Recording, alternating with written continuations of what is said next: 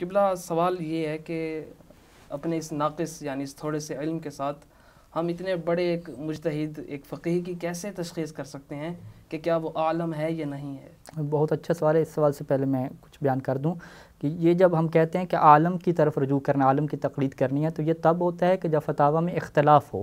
جب اختلاف ہوگا تو پھر ہمیں افضل کی طرف جانا ہے، پھر ہمیں عالم کی طرف جانا ہے۔ اگر اختلاف نہیں ہے، سب کے ایک ہی جیسا فتویٰ ہے، تو پھر کسی کی طرف آپ جا سکتے ہیں، جیسا کہ اس چیز کو بیان کیا تھا۔ اب یہاں پہ یہ سوال ہے کہ ہمارے پاس تو علم ہے نہیں، ہم کس طریقے سے تشخیص دے سکتے ہیں کہ کون زیادہ ماہر ہے، کون زیادہ حدیث کی معرفت رکھنے والا ہے، کس سے زیادہ وہ طرق اور وہ راستے جانتا ہے کہ جس سے ثابت ہوتا ہے کہ یہ روایت معصوم کی ہے یا معصوم کی نہیں ہے، یا اس روایت کے اندر کون سا جملہ معصوم کا ہے، کون سا جملہ راوی کا ہے۔ یہ ہمیں کیسے پتہ چلے؟ ہمیں تو کچھ نہیں پتہ چلنا۔ تو اب ہم اس کے اوپر جب ہم طریقوں کے اوپر گفتگو کریں گے کہ شریعت مقدسہ میں اہل بیت علیہم السلام نے کسی بھی موضوع کو ثابت کرنے کے لیے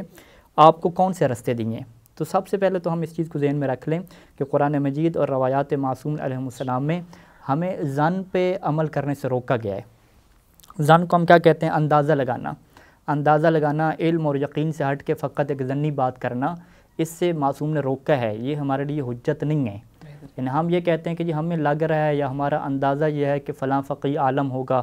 کیونکہ وہ بولتا بڑا خوبصورت ہے، اس کی تقریر کا انداز بڑا خوبصورت ہے، اس کا چہرہ بڑا نورانی ہے۔ یہ جو چیزیں ہوتی ہیں عوام کی، اسے کیا کہتے ہیں؟ ظنی چیزیں کہتے ہیں۔ یہ چیزیں حجت نہیں ہیں۔ اسلام کے اندر کیا چیز حجت ہے؟ وہ 4 یا 5 طریقے ہیں کہ جو تقریباً ہر جگہ پہ چلتے ہیں کسی بھی موضوع کو ثابت کرنے کے لیے۔ اس وقت جو ہے وہ میرے سامنے منہاج الصالحین کی عبارت ہے کہ جس میں اجتہاد اور عالمیت کو ثابت کرنے کے جو شرعی طریقے ہیں ان کے اوپر کیا گفتگو ہو رہی ہے۔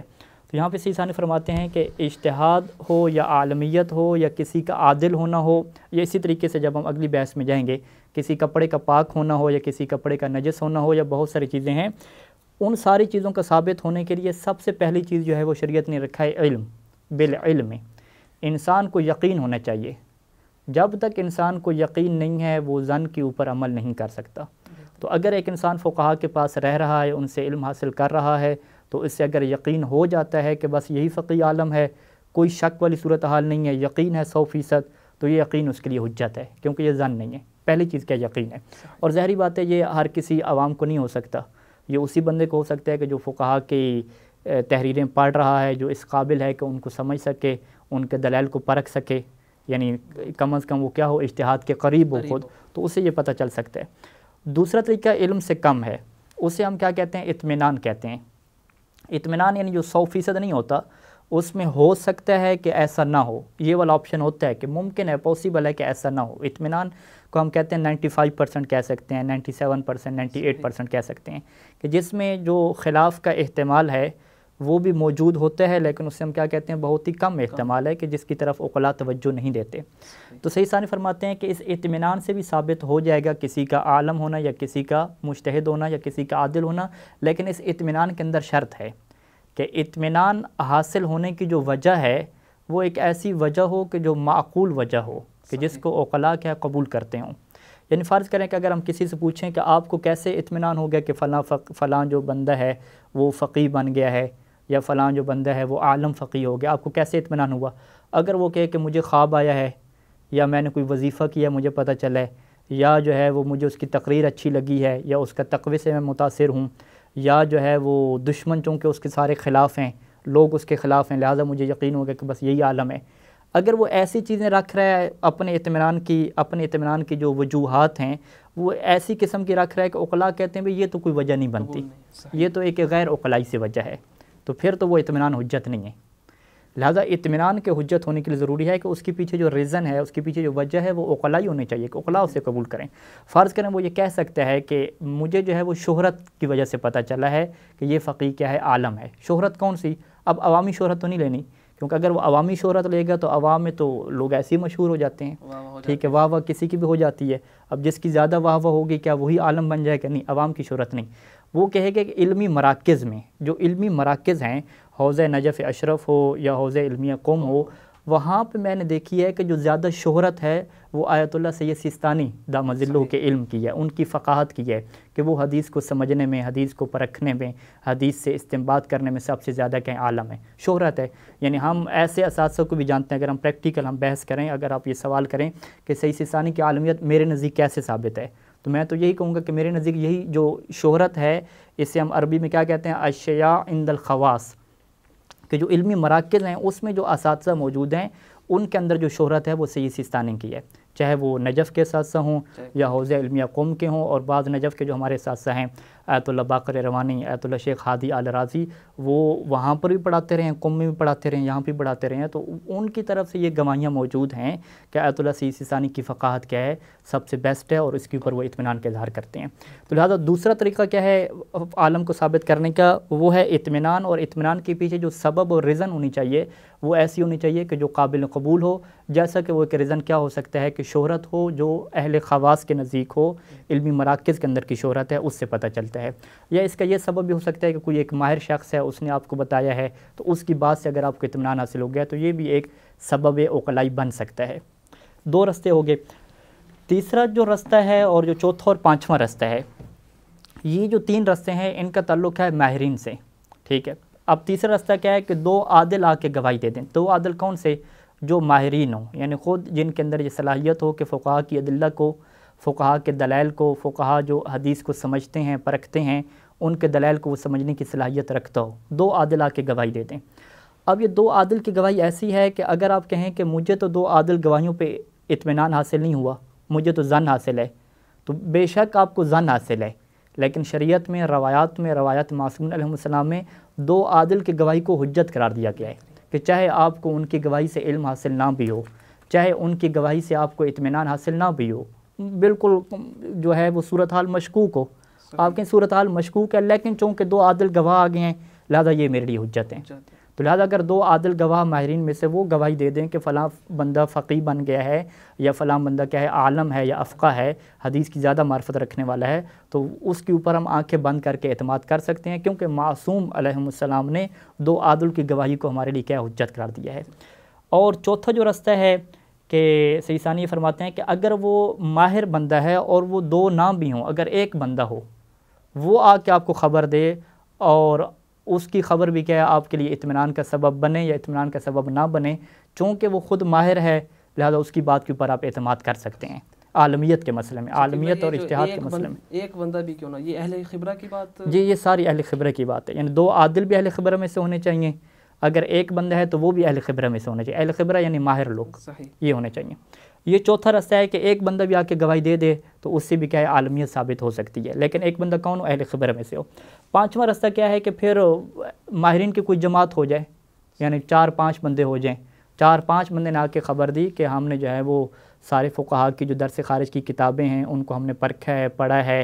اور ہم ان کے دروس میں شریک ہوئے ہیں، تو ہمیں اطمینان حاصل ہوا ہے کہ فلاں فقیہ جو ہے وہ زیادہ کیا ہے حدیث کی معرفت رکھتا ہے۔ اب اس کے اندر جو پرابلم آتی ہے جس کو سیستانی نے یہاں پہ بیان فرمایا ہے کہ یہ چیزیں تبھی حجت ہوتی ہیں، دو عادل کی گواہی، ایک ماہر بندے کا کہنا یا ماہرین کی جماعت کا کہنا، یہ تبھی حجت ہوتی ہیں کہ جب اس میں ٹکراؤ کی صورتحال نہ پیدا ہو۔ لیکن جب ٹکراؤ کی صورتحال پیدا ہو جائے، جیسا کہ ہوتی ہے ٹکراؤ کی صورتحال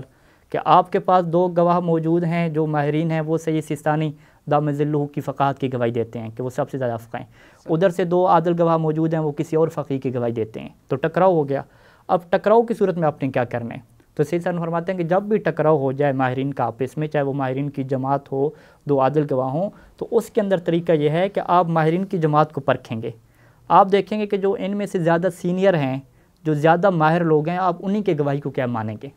یعنی فرض کریں کہ ایک ہمارے اساتذہ میں سے ہیں جو بہت سینئر ہیں، 3-4 اساتذہ بہت سینئر ہیں کہ وہ شروع سے پڑھا رہے ہیں، حوزہ قم میں انہوں نے پڑھایا، حوزہ نجف میں پڑھایا، ایک ان کی گواہی موجود ہے، اور ایک گواہی وہ ان کی موجود ہے کہ جو بہت سینئر نہیں ہیں، ابھی 4-5 سال سے انہوں نے کیا درس خارج پڑھانا شروع کیا، ایک ان کی گواہی موجود ہے۔ تو اب اکثر و خبرتاً کون ہوگا، کون زیادہ ماہر شمار ہوگا؟ جو سینئر ہے وہ زیادہ ماہر شمار ہوگا۔ تو ہم کیا کہیں گے کہ سینئر افراد جو ہیں اگر ان کی زیادہ گواہی آ گئی ہے اور ان کی تعداد زیادہ ہے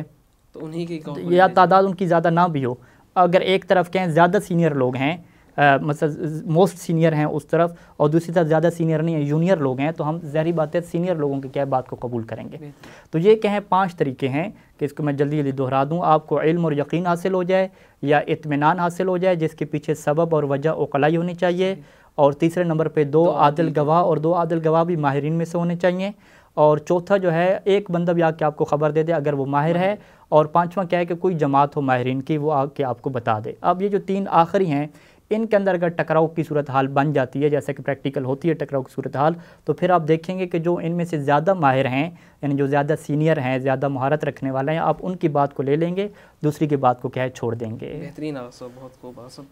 لیکن اگر ان 5 طریقوں کے بعد بھی کسی انسان کو ایک فقیہ کے عالم ہونے کی تشخیص نہ ہو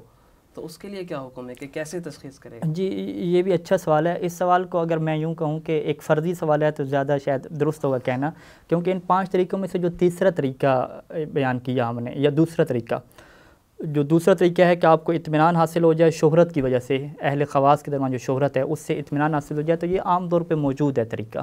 کیونکہ حوض نجف اشرف اور حوض قم میں شہرت آپ کو مل جاتی ہے آیت اللہ سید سیستانی کی، اور وہ بھی سینئر ترین اساتذہ سے شہرت آپ کے پاس موجود ہے، یعنی پریکٹیکل شہرت آپ کے پاس موجود ہے، تو لہٰذا کیا ہے یہ ایک فرضی سوال ہوگا۔ بہرحال اگر ہم کہہ سکتے ہیں، ظاہری بات ہے اب کسی کو اطمینان حاصل نہیں ہوا، اس کے پاس ظن کی کیفیت ہے، ظن پہ تو عمل نہیں کر سکتا، کیونکہ میرا اطمینان ہے تو وہ میرے لیے حجت ہے۔ اگر میرے برادر کو، مومن بھائی کو اطمینان حاصل نہیں ہوا، اس شہرت سے اطمینان حاصل نہیں ہوا، اسے ظن کی کیفیت ہے تو اس کے لیے حجت نہیں ہے، اس کے لیے ظن پہ عمل نہیں کر سکتا۔ وہ کہہ رہے کہ بھی یہ جو 5 طریقے شرعی ہیں، مجھے کسی بھی طریقے کے ذریعے سے کسی بھی فقیہ کا عالم ہونا ثابت نہیں ہوا، اب میں کیا کروں، میرے لیے تو سب برابر ہیں۔